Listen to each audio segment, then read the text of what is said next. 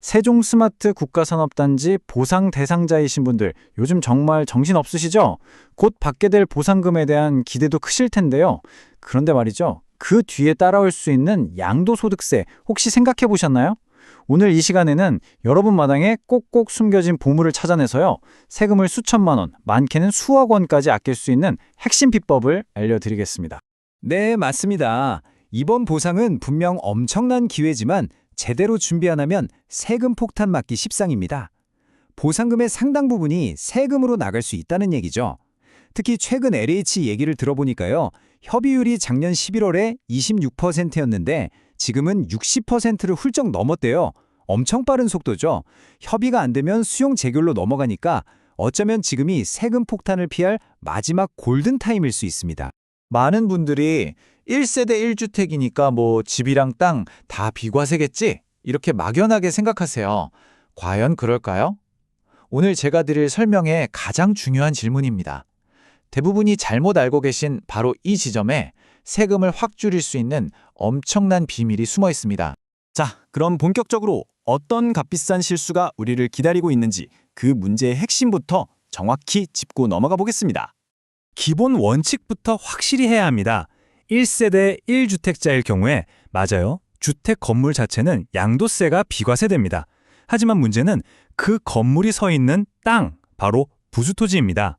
법에서는 이 부수토지의 비과세 혜택에 명확한 한도를 정해뒀거든요.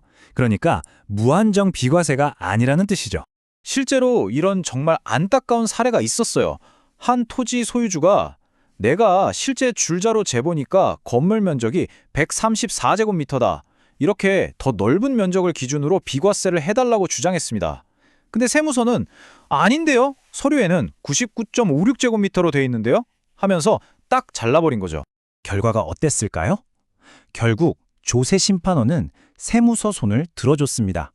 결정적인 이유는 단 하나, 객관적인 증거 부족 때문이었습니다. 내 주장을 뒷받침할 명확한 증거를 내놓지 못했다는 거죠. 아무리 억울해도 증거가 없으면 세금을 더 내야 하는 게 현실입니다. 바로 이겁니다. 이게 가장 중요한 포인트예요. 정부의 공식 기록, 그러니까 공보상 면적만 믿고 신고했다가는 방금 본 사례처럼 정말 큰 돈에 날릴 수 있다는 겁니다. 왜냐하면 정부는 여러분이 실제로 마당 구석구석을 어떻게 쓰고 있는지 다 알지 못하거든요. 자, 문제점을 명확히 알았으니 이제 해결책으로 넘어가야겠죠.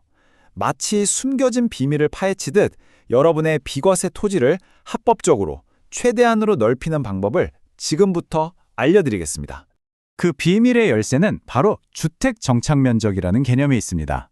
이건 그냥 등기부 등본에 적힌 건물 면적이 아니에요. 내가 진짜로 살면서 쓰는 모든 시설물의 바닥 면적을 다 합친 겁니다. 이 정착 면적이 넓어질수록 비과세되는 땅의 면적도 아주 그냥 쭉쭉 늘어납니다.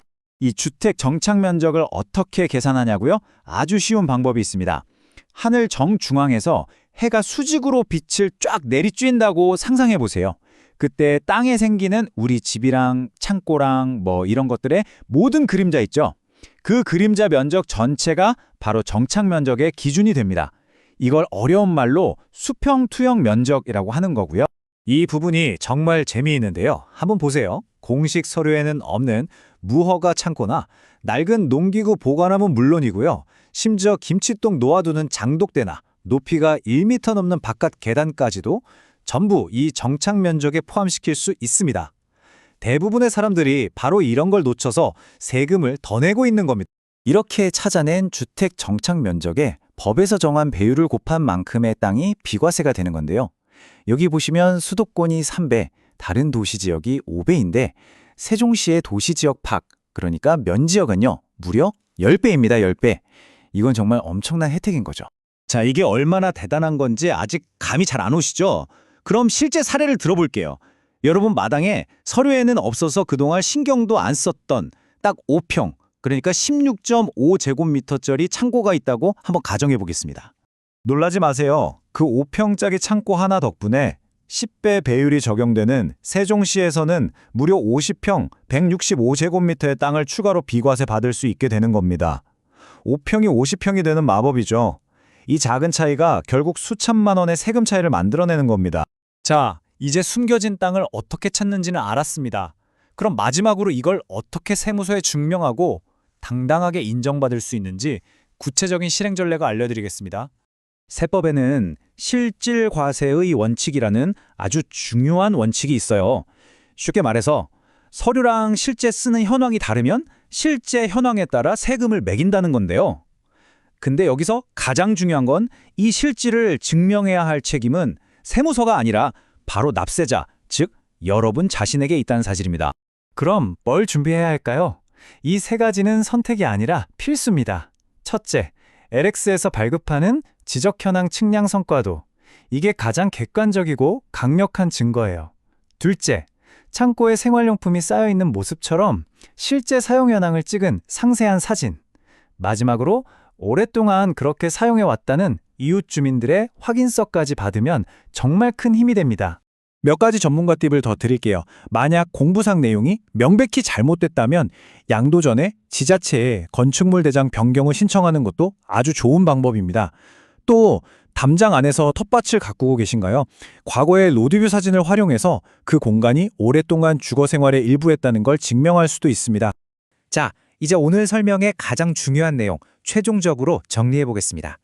여러분, 시간이 수용사업지이기 때문에 수용 같은 경우에는 이 원칙에도 불구하고 사업인용 부실 이전에 취득한 주택이나 부수토지에 대해서는 그 고유기관 거기서 혹시나 이제 1세대 1택이신 분들은 주택 그다음에 주택 부수토지까지 다 비과세이기 때문에 부수토지를 실제 공부상 부수토지하고 실제 부수토지하고 다른 경우가 있거든요. 그래서 실제 부수토지를 부수토지가 더 넓다면 그 자리로 입증자료로 갖춰가지고 비과세를 더 많이 받을 수 있어요.